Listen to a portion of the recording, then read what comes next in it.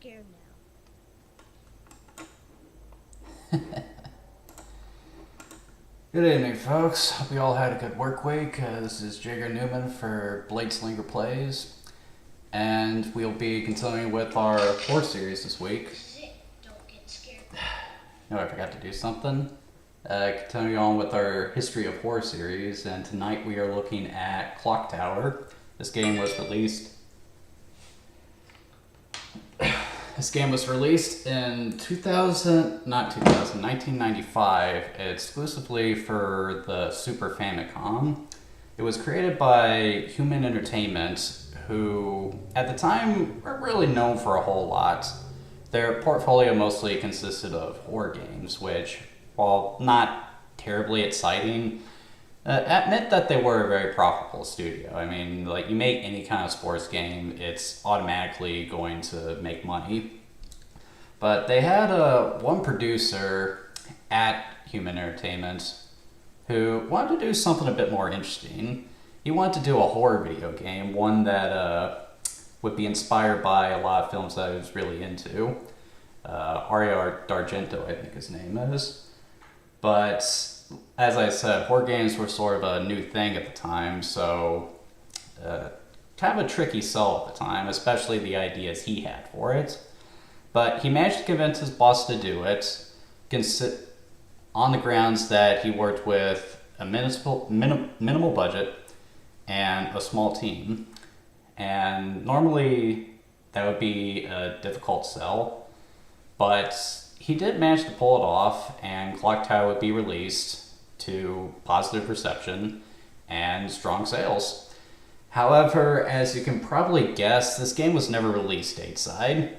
Again, at the time, Nintendo had a very strict image that they were trying to sell to people at the time. They had to market the NES as a toy in order to get people to buy it at the time because of where the video game industry was at the time. And that continued with the SNES, even though the Genesis at the time was pushing a more mature slant. As a result, Clock Tower wasn't even considered for an international release, especially considering that at the time the SNES was on decline with the coming of the N64. By the time they got it all finished and localized it, it would have been time for the N64 release, and that probably would have cut into sales. But Clock Tower would have a strong cult following, and it would eventually come stateside with its sequel, Clock Tower 2, which, since we didn't have Clock Tower 1, was just called Clock Tower here. And that did really well. That's one of the all-time great horror classics for a lot of people. And though the series would have a few more games after that, it's the first two games that most people talk about. And it's funny to think that the game that was actually released here has somehow become less popular than the one that we never got, which is what we're playing tonight, the SNES game. People are just really fascinated by the fact that this 2D game for the Super Nintendo could possibly be scary. People thought you needed 3D graphics, really complex sound design, stuff like that. But this game actually does manage to unnerve a lot of people, myself included. It's not something I'm as scared of as something like System Shock, but it is a game that, does make you a little uneasy when you go into the dark after playing it. But anyway, let's get to the game. As for how I'm playing this, I'm going to be emulating it like with Sweet Home. Now, once again, I do have a physical cartridge of this game. Not sure how I ended up with this, honestly, but I can't get good footage off it. I don't have a way to record it, so we're just going to emulate it for tonight. Hope you guys enjoy the show, and let's go ahead and get this started.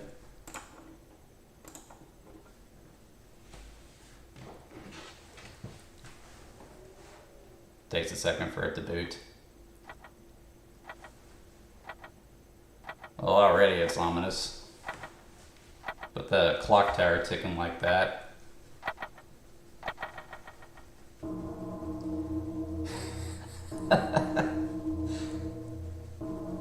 And dude, this is just an awesome title screen. Like, obviously, like, you're a little uneasy with the ticking of the clock, but then the tower strikes midnight, the bells start ringing, you barely see the face of the clock tower in there, and then the title slowly starts to come into focus. Like, it just sets the mood so perfectly. I love it. Not a big fan of that logo, though. Like, for the most part, it's fine. It's clearly readable, but the kerning could use a little bit of work. There should be more space right here because it kind of looks like one word. Though, to be fair, I am playing a fan-translated version of this game since there was never a real localization. So maybe that was just an issue in graphic design. I'm not sure what the Japanese version looks like. Speaking of which, I am emulating this, but as you saw with the video I was playing before I got started, Way Forward is currently in the process of remastering Clock Tower for an American release for the first time. It's due out sometime next year, and I do plan on buying a copy of that. Maybe I'll play it for the stream if it's any different. But if you're going to play this, I highly recommend waiting so that you can support the official release, as you should with games like this. Okay, so we have a couple options here. Game start and quick start. Continue, but I haven't started a game yet, so nothing I can do there. And the ending list, but what we're concerned about is game start and quick start. And it really do the same thing, both new game.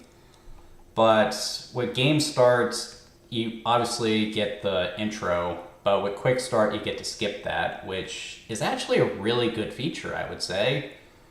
I can think of several video games that have come out today where it's a pain to replay them because you have to go through a long tutorial. Like Advance Wars has that problem, Persona 5, that tutorial goes on forever. A quick start feature, that should be standard in video games. Alright, what do we got? Raised in the Granite Orphanage, Jennifer and her friends, oh, that music, were wanted as adopted daughters. It happened in September. Why you gotta phrase it like that? Jennifer and her friends. Oh.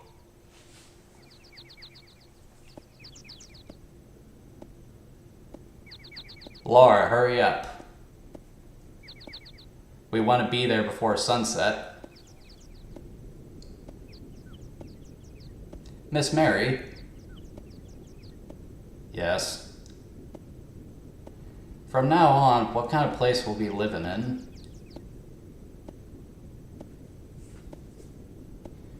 That's the 5th time you have asked. Don't worry, it's a very nice place. I don't know why I'm laughing. This is not a funny game. This story is awful. It's a great horror story, but it's awful. We're almost there, see? A note on this cutscene here. Since they had a limited budget to work with, they actually went out and took pictures and then digitized them into the game. What a huge place. Yeah? I mean, yeah! The main hall is gigantic. I gotta go get Mr. Barrows. Everyone wait here. You know, that title, that's very odd. That portrait's very creepy, isn't it? Like the shadowing there.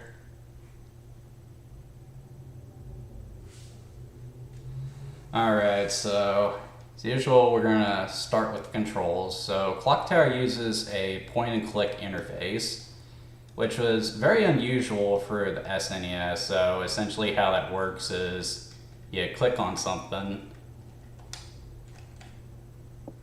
Oh, you click on something, Jennifer is supposed to go there.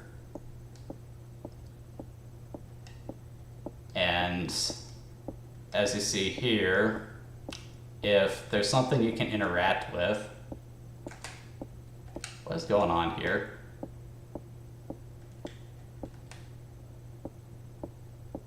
It's been a while since I played this, so I'm not sure what's going on here.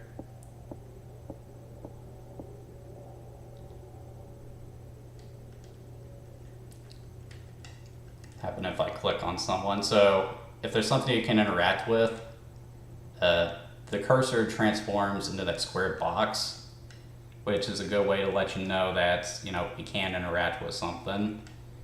And moving the cursor around with the D-pad, it actually feels pretty good, not bad. And you can control Jennifer's movements with the shoulder buttons too, so like, this honestly isn't bad. Some may ask why you can't use the SNES mouse, and the reason for that is evidently it takes a bit of programming knowledge in order to get that to work. And with the limited budget and time constraints they had, they just weren't able to make it work. If you want to play this game with the mouse though, the PlayStation version, the first sphere actually does support the PlayStation mouse.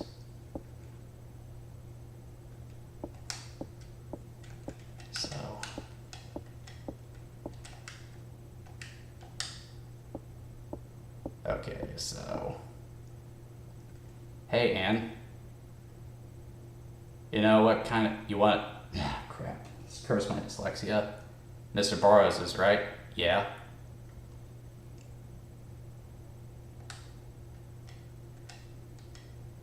Hey. Didn't mean to talk to her again.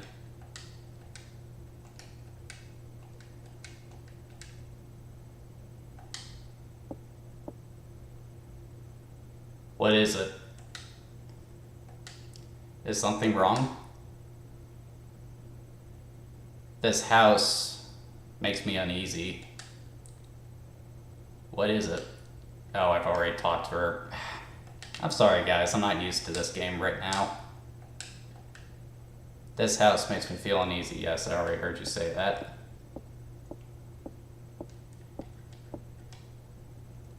I doubt I'll ever get used to this place. Heh. Lots. How do you say that? Lots?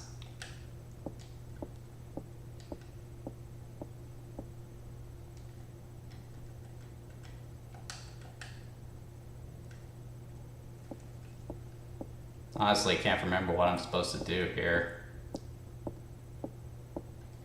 I guess I should talk about the graphics, so...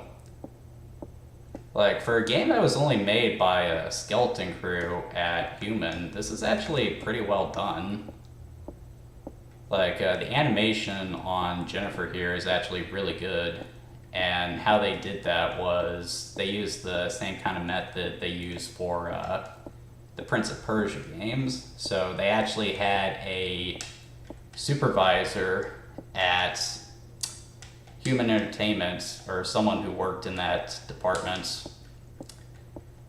basically act out some movements that Jennifer would do, and then they sort of rotoscope the animations in there, which is why it looks so good here. And I also love how colorful the game is too. This game was heavily inspired by games like Phenomema, which were which were characterized for their horror atmosphere, but also for being very bright and colorful as well. So this game has a memorable look to it, but where the heck am I supposed to go here? I am embarrassing myself right now because I have no idea what I'm doing.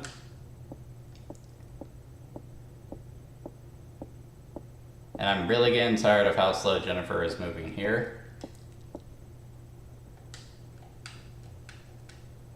Hey, can you go find Miss Mary?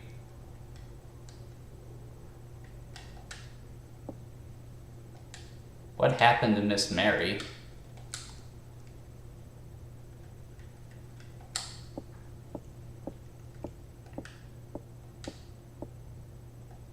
Mary, she's taken a long time. Should I go find Miss Mary? No. I'll go look for her. Oh no, the music's starting up again. That means something bad's about to happen, I'm sure. Alright, let's get on with it.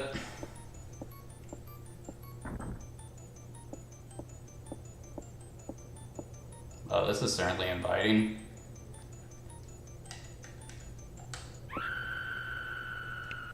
Oh no. Girls? There's a dude in there too, I think.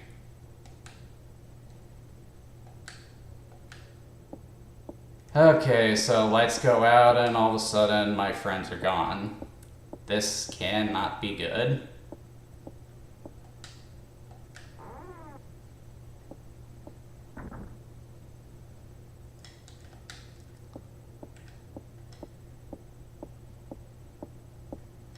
Well, guess we gotta go find them.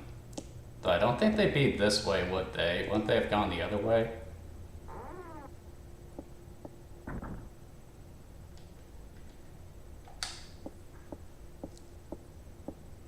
Man, that animation is good. Jennifer's portrait was intended to look like Jennifer Connelly from the film Phenomena. And I think they do a pretty good job getting her likeness down while also, you know, making her look like her own character. It really is impressive how good this game looks. Not sure why I turned that on. And that is one of the problems with Clock Tower, unfortunately. This is a very slow-paced game. And normally I don't have an issue with that. But the thing is, with most slow-paced games I play, like Advance Wars or Metal Gear Solid, that they're slow-paced, but like the way the gameplay is designed, you're able to, you know, they make the gears in your head turn, whether it's playing out your strategy in Advanced Wars,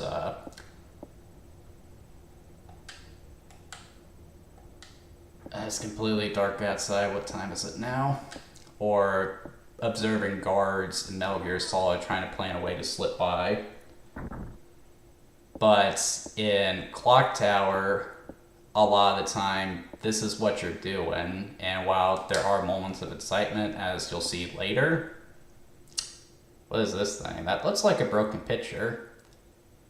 The image quality is a little fuzzy, but it kind of adds to the atmosphere, I think. Wow! Hey!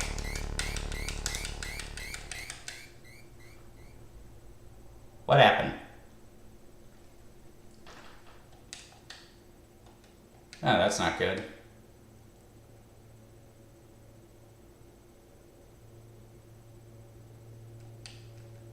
Well, I guess I'm dead.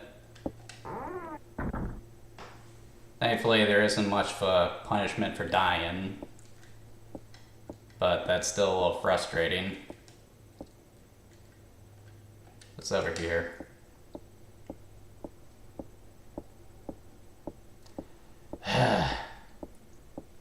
Could you move a little faster, Jennifer, please?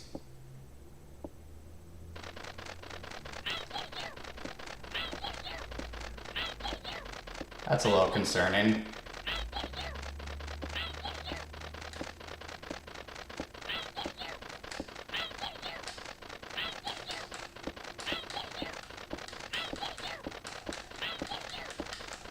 Come on, Jennifer.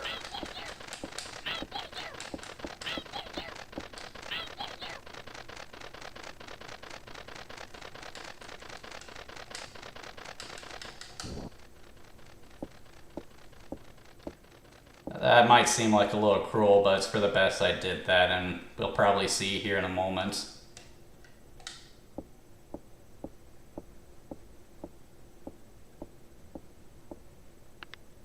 Didn't really mean to turn that off, I meant to go through the door.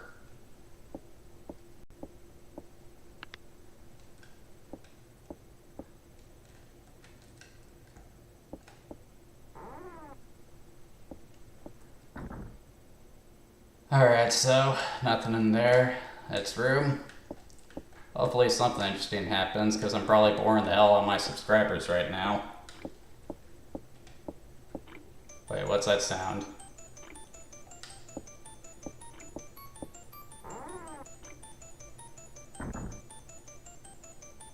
Oh good, a bathroom. I should probably have Jennifer use the toilet before she sees something scary. You should always go to the bathroom before you see a horror movie. You never know what will scare you. If you don't know what I mean by that, be sure you wear the brown pants. Better check in here to make sure it's a good hiding place too.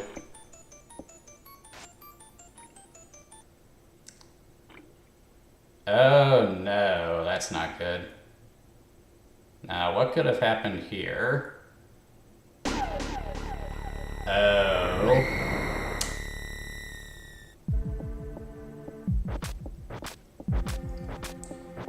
Yeah, that guy probably had something to do with it. Okay, Jennifer, time to get out of here. Hey, stay away.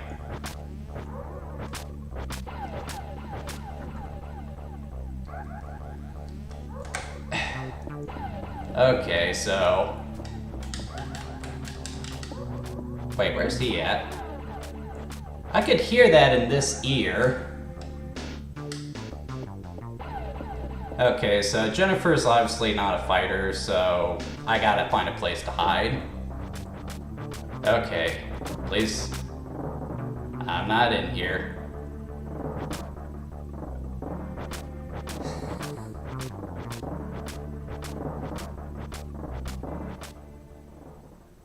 Whew. Oh, that actually did get my heart racing a little bit. Okay, so now we get into the big gameplay loop with Clock Tower, and the whole premise of the gameplay is quite simple. Run and hide. You're not the hero, you're not some kind of savior, you're the victim in the situation. So you are essentially one of the campers at Camp Crystal Lake trying to hide from Jason. And that was a very innovative time for the 1995 because, like, everyone who's researched Metal Gear knows how hard it was for Hideo Kojima to get that game across. The idea of run away from enemies instead of fighting them. Like, people would say, who would want to play that? Like, video games are all about the empowerment. But like I said, that whole encounter did get my heart racing a little bit, and it's just the fact that you have instant death right behind you, in addition to the fact that when you do find a place to hide, is he going to buy it? Because sometimes a hiding place will work, and sometimes it doesn't. So as he's in that room, looking for you, you're just praying that he buys it and he goes away. So that's really cool. However, that does kind of lead to, like, what I've always said is a fatal flaw for Clock Tower, in that the encounters with Scissor Man can be a little repetitive. You remember the bird from earlier. The reason I took that guy out was if I let him fly around like that, he would have ratted me out to Scissor Man, and he would have caught me, and then I'd have to start running again. Now, you'd think with that, there'd be a lot of depth, like all the hiding places would be like that. But unfortunately, that's not the case. While there are other hiding places in the mansion, oftentimes you find yourself going back to that one I used because you can't really check out the hiding places unless Scissor Man is chasing you. And because of that, you just find yourself running back to the same one, and oftentimes as you're doing that, like, you'll lose Scissor Man, but you'll be exploring a part of the mansion, Scissor Man will pop up, and then you run all the way back to that hiding place just so you don't die. And that can make the game extremely tedious because this is the pace you have to move at for most of the game. Now, some people may have noticed that by holding the shoulder buttons, I can make Jennifer break into a run. And if I press them back and forth, I can make her dance, but that's beside the point. But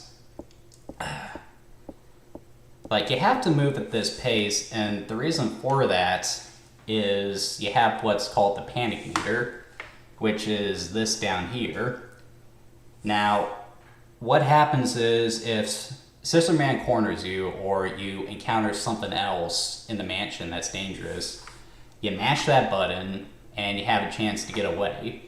And the panic meter down here has 3 levels. So right now it's blue, that means I'm good. But there's also green and then there's also red. So if something gets a hold of you while it's red, you're basically donezo. So obviously close encounters with stuff like Scissor Man, that does drain your panic meter, but so does running. So because you want to keep that panic meter full, you're going to want to walk around the place. And that just makes for a painfully slow experience. That's the fatal flaw of Clock Tower, in my opinion. But anyway, let's see how far I can get before we come to the... I still got a half hour in the stream, so let's see if we can come up to anything else interesting here. Because right there, I think I'd basically given the general gameplay gist.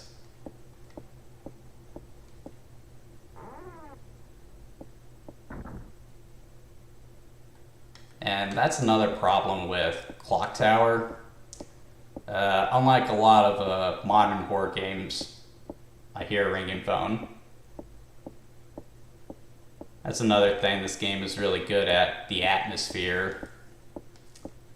When, like, it's usually quiet with just Jennifer's footsteps.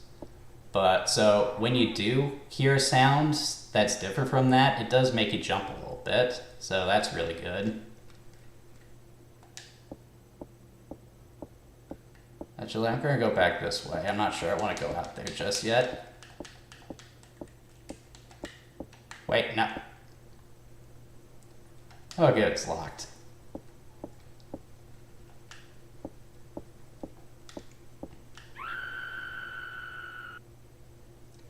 Okay, I'm not looking outside there, so that's an interesting bit right there. So what you just heard is one of Jennifer's friends screaming, and if you look out the window when you see that, you'll actually see her get thrown out of the window. And because of that, your friend is basically dead, and there's no way you can save her. But if you don't look out the window, she'll survive for some reason. I'm not sure what the logic there is.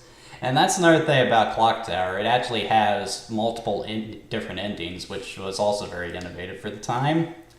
The whole mansion is randomized too, so this isn't a game you can just play a walkthrough of in order to get by. You don't really need to, because this isn't a terribly brain-taxing game or anything like that. In fact, you could probably beat it in a couple hours or so.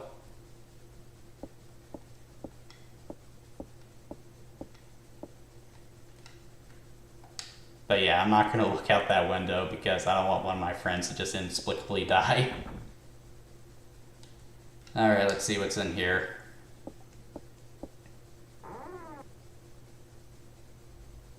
Ooh, the kitchen. I am getting a little hungry. I just remembered I have a beer right here. Oktoberfest. Spooky season, seasonal beer. Ah, good stuff. Let's see. So, just because I know what to expect, I'm gonna go in the fridge first. Hopefully there's nothing weird in here. Hopefully this isn't a Chainsaw Massacre type situation. I actually watched that movie for the first time last night. That movie is still terrifying, even though it came out in 1974. That's crazy. There's something shiny in here. Ah, gross.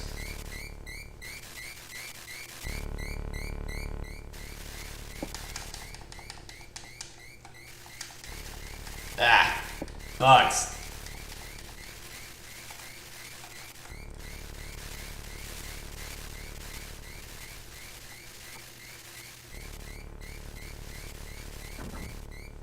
So as you can see now, Jennifer's panic has dropped to red, so in order to let that get up, we have to let Jennifer take a load off, which I'm actually not sure how to do. I think it just happens randomly.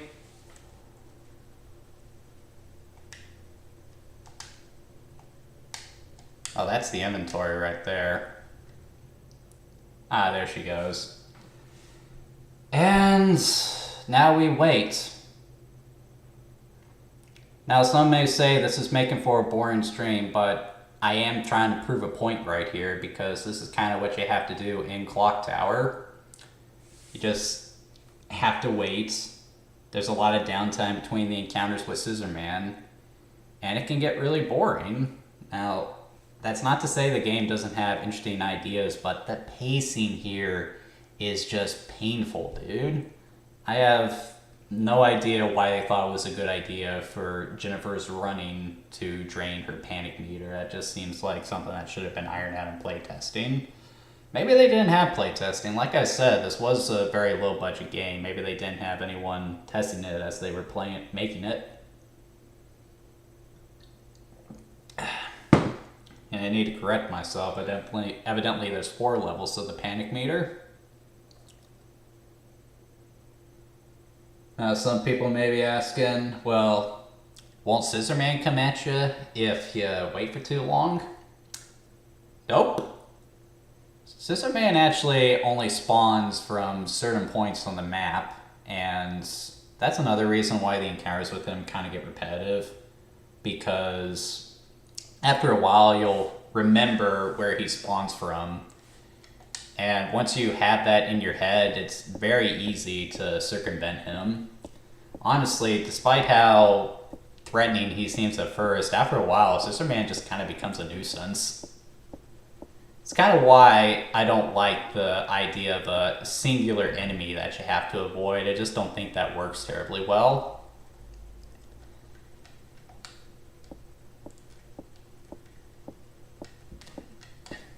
I really am impressed how good the point-and-click interface works for the SNES, though. It would have been nice to play this with a mouse, but it does work well enough for the system. Got a nice car here. Guess that would make a good place to hide if I need to.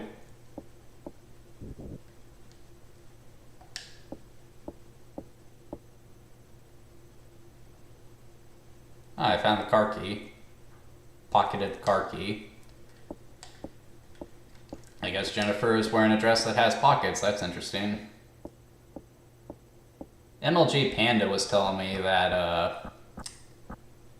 a lot of people know that women's clothing is intentionally designed to not have pockets because clothing companies want you to buy purses too. I don't know if that's true or not, but that certainly wouldn't surprise me.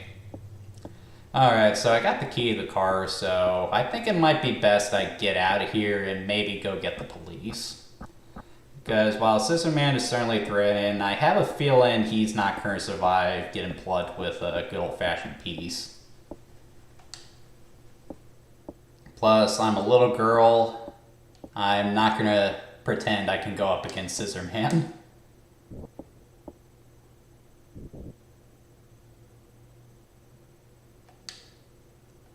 Oh, that's right.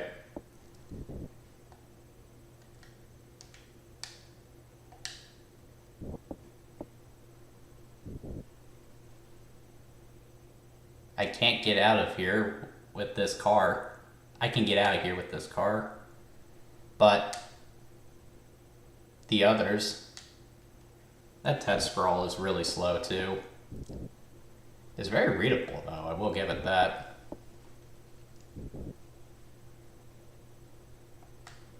What should I do? Get in the car.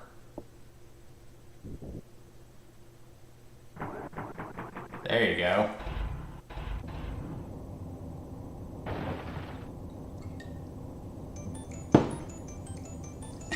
So long, Clock Tower.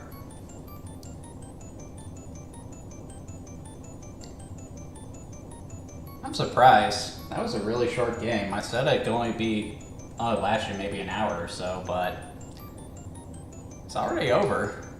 A little disappointed. I figured this would go on a little bit longer. Really was made by a skeleton crew, though. I'm trying to remember, is this the first time I've had any... No, I've beaten Sonic the Hedgehog for the live stream, too. Oh, might as well wait for this to go, and then we'll start a new game.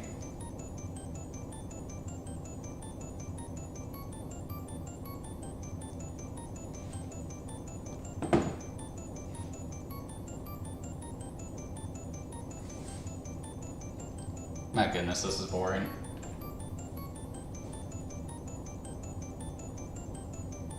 I guess I'll just wait for this to go. I know some of you might be saying, please reset the game, but... there is a reason I decided to do this. I know exactly what's going to happen. And I just wanted to get a laugh out of it.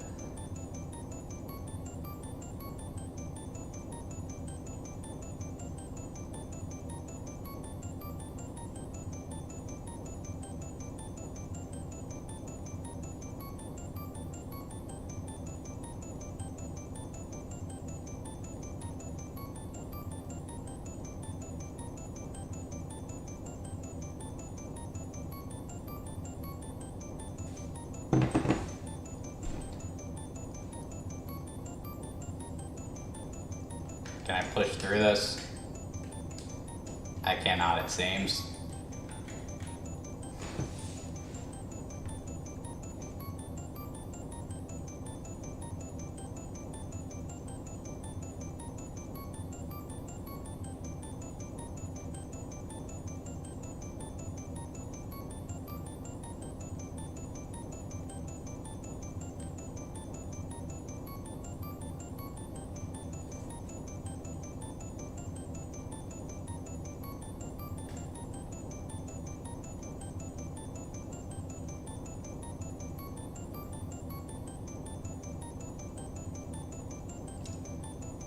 There we go.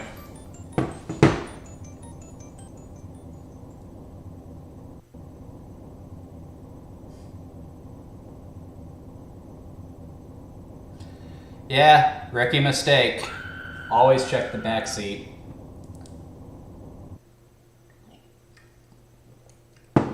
So it looks like I'm not going to be able to get in touch with the police, so I'm going to have to handle this myself. Hit continue.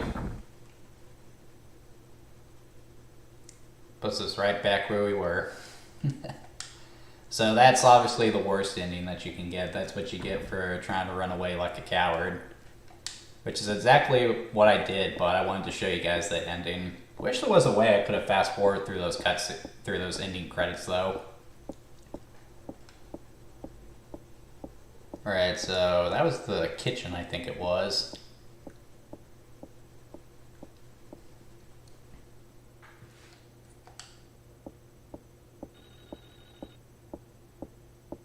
And you can still hear that phone going off. I don't know where that is though. I'll go back through this door, see what we can find.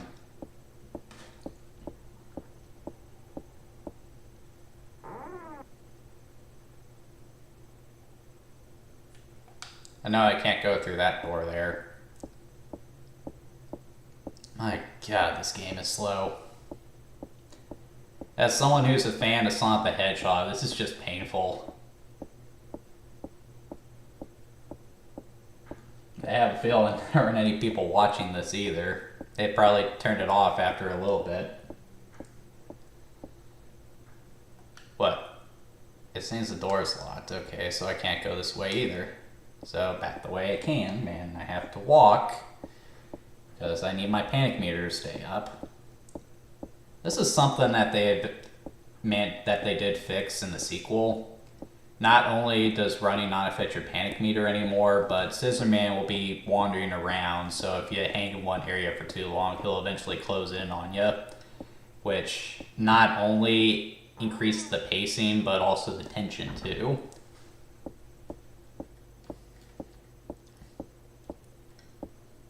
If you're only going to play one of these games, I do recommend the PlayStation game above all else.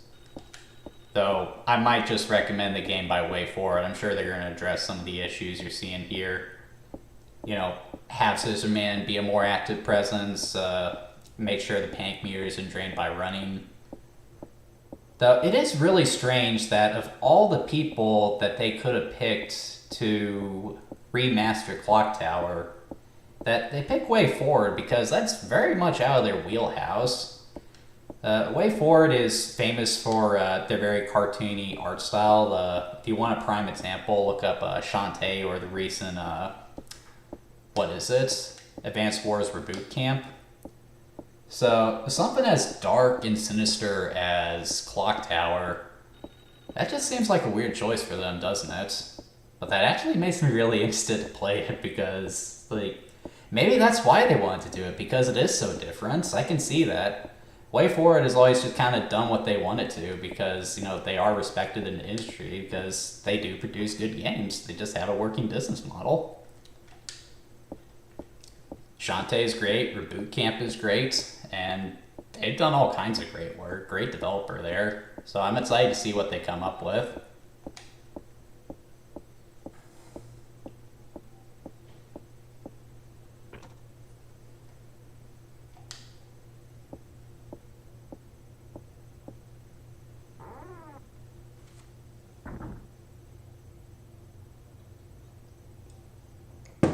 Man, that is good beer.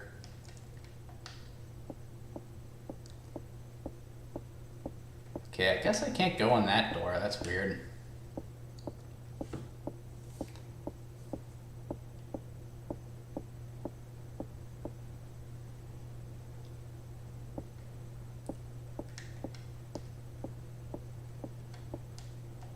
Something's there.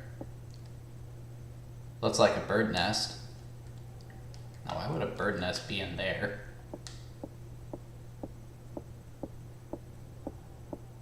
Probably push this forward. Very rudimentary. Man, that sprite just looks good.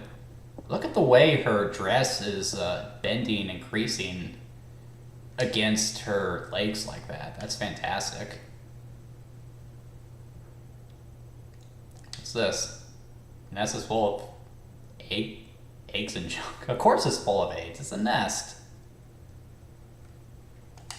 Didn't pick up anything in the inventory, so I guess this was a waste of time.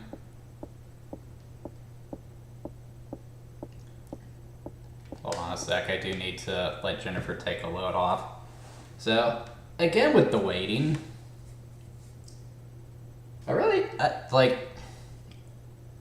a very humble YouTuber right now. I only have 12 subscribers, so I seriously doubt anyone from WayForward is watching my video. But if any of you guys are, I really hope you're fixing this issue because this is the biggest problem with Clock Tower. It is really ruining the horror for me right now because that moment with Scissor Man, that did get my heart racing a little bit. But this is just so slow, and I know encounters with Scissor Man get really repetitive after a while, so please take steps to fix that.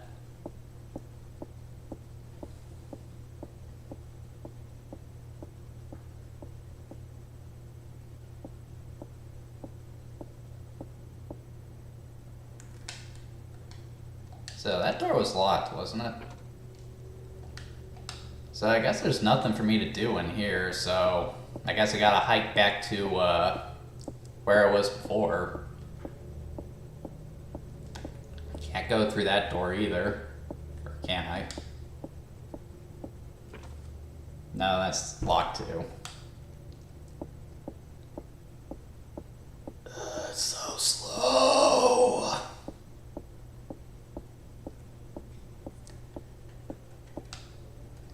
I remember a long time ago when PewDiePie was first becoming popular, he actually did play this, but I don't think he got very far with it. Not because, you know, it's PewDiePie and he's a pansy, but more because it probably just didn't make for a very interesting video. And honestly, when he did play it, I was a little confused because I thought it was going to be the PlayStation game, but then it turned out to be this SNES game. I think that's how I learned about this game, actually. Then I saw a video by an alt show called 16-Bit Gems for Retroware TV, which I don't think is a thing anymore. That's how I discovered Clock Tower, and that's why I eventually wanted to play it. That's why I bought this stupid thing.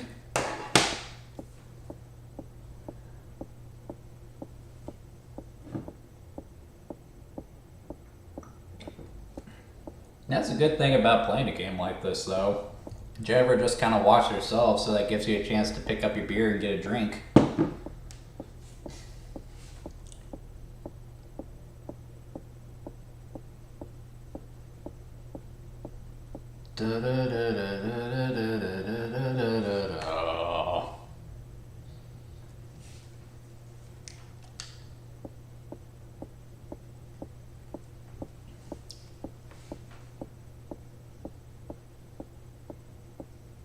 Sweet's not lives, and this is dull.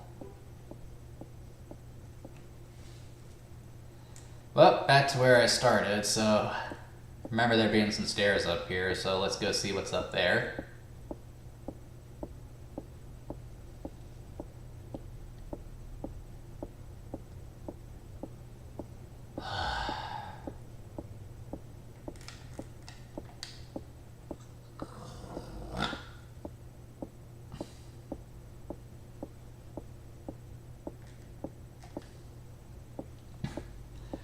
I remember when I was playing Until Dawn with the MLG Panda, she making a joke about how I could sleep with my eyes open.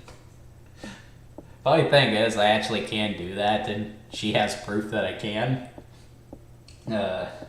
It's something I picked up during my art history classes. I would get so bored during those classes that I would just fall asleep. And my teacher would never notice because my eyes would be open. She did eventually catch me, though, because at one point I did start snoring. Now, this is supposed to be a History of Horror series, but I don't think I've played a game yet that has actually been scary. Like, this has an atmosphere for sure, but like, it's not like System Shock where I'm just constantly on edge as I'm playing it. Like, there are times in System Shock where I just need to pause it to get a break from it because it was freaking me out. And it took me forever to finish the remake because that game scared me even more. I mean, holy crap. But this, like, the atmosphere just where... Okay, then. Evidently, this place is not well built. Well, like, did the people at the orphanage not run a background check? Why would they let this guy adopt 3 girls? I mean, it doesn't make sense. And I know there is a story reason for it, but here at Bladesinger Plays, the goal is to get people to play the games, not necessarily watch me play them. And the story in Clock Tower actually is really interesting, so if you are interested in experiencing the story, I do recommend it. Just be warned, it is a very slow game, as you can see.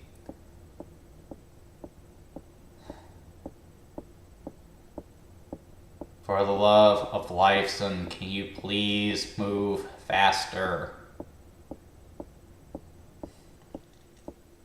Yeah, 10 minutes left on the stream, and this is what the majority of the video has amounted to. And I know this is what the majority of the video is going to amount to. That's the point I'm making. This is the problem with games like this.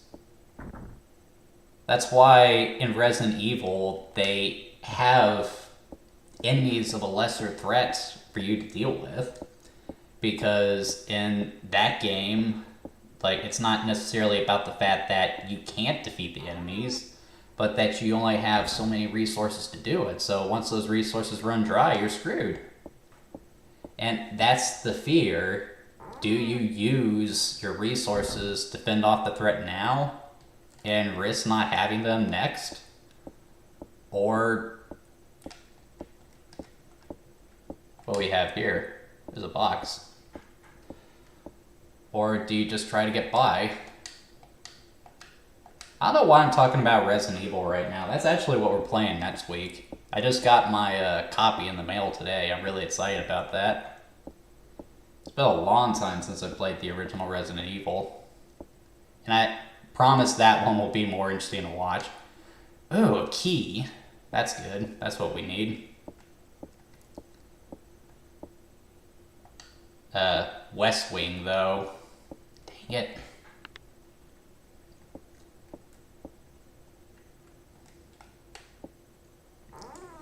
Where is the West Wing?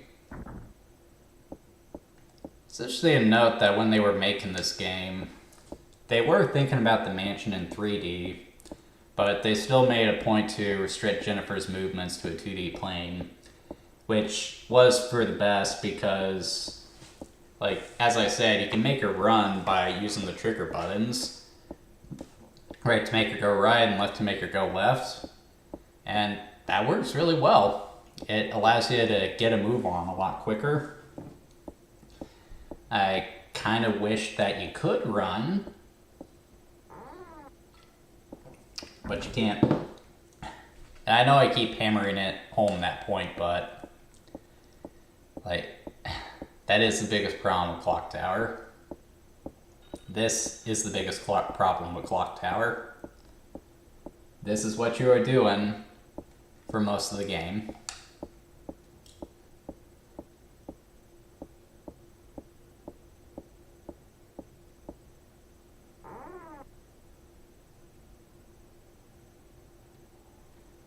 Eight minutes left in the stream, and I've only encountered Scissor Man once.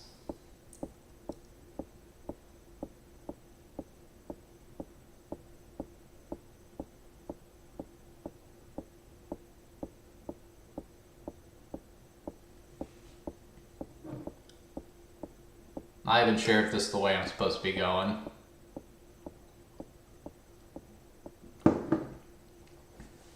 I guess it is. Alright, I usually go in a circle, so we'll start by going to the left. We won't go up the stairs just yet. God forbid I go up the stairs because it'd probably go down.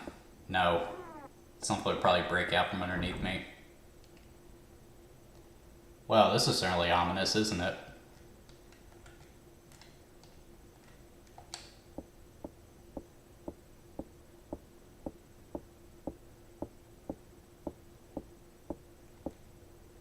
This mannequin is wearing a dress. Oh. Did that head just fall off? This mannequin is wearing a dress. Looks nice. Huh. Okay. Yeah, this definitely does remind me of D'Argento's work.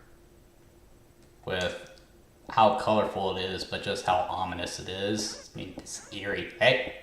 Is that thing moving?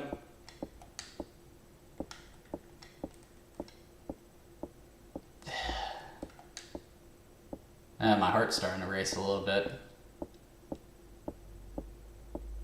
Like, the perspective on that lighting is really cool too. This is a really cool looking room.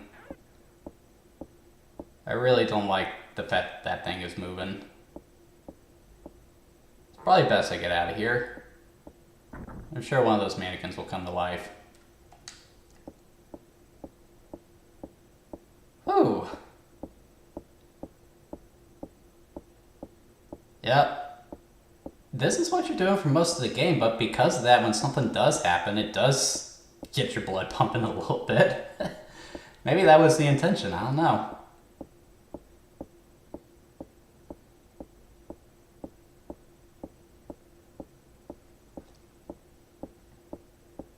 It's a very long hallway, though.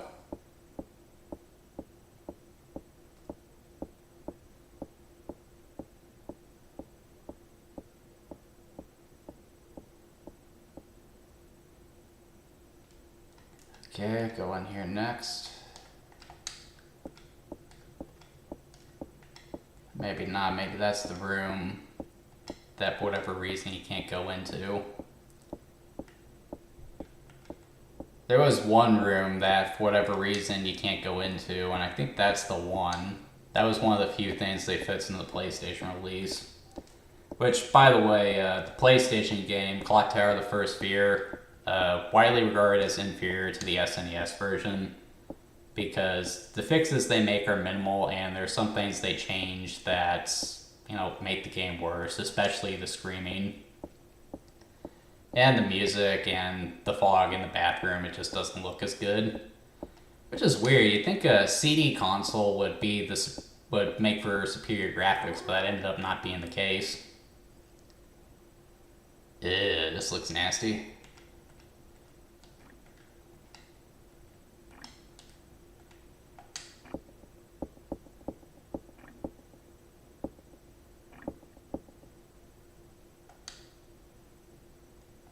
What is it? A corpse of a crow. There's a key here. You picked up the key that was in the corpse of a crow? And the corpse of a crow, that's pretty unnerving.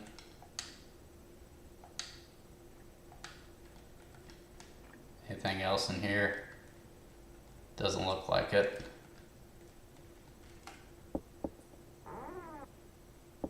Four more minutes to go.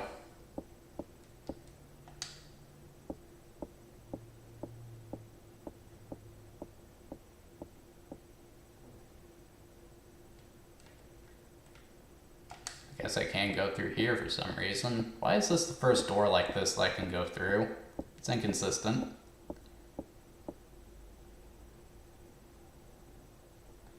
Though I can't go any further now, can I?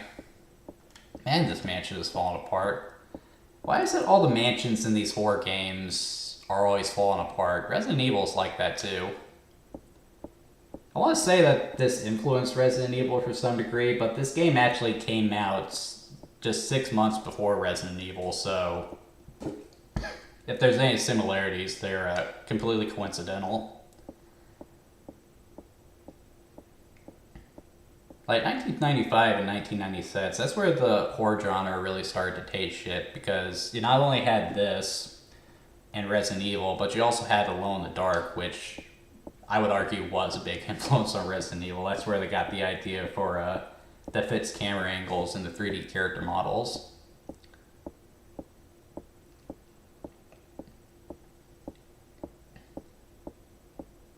I don't trust that statue. Or statues. You ever see House of Wax? You never know. A library. Well, I never was a very strong reader, so I'm not sure what the point of me being in here is. What's this over here? There's a hole in the wall? There's a crevice, looks pretty deep. There seems to be something shiny in there. Well, reach in there and get it then.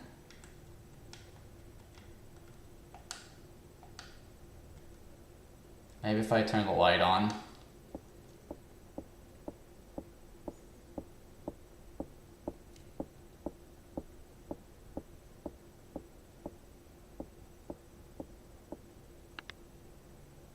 The light switch is broken because of course it is.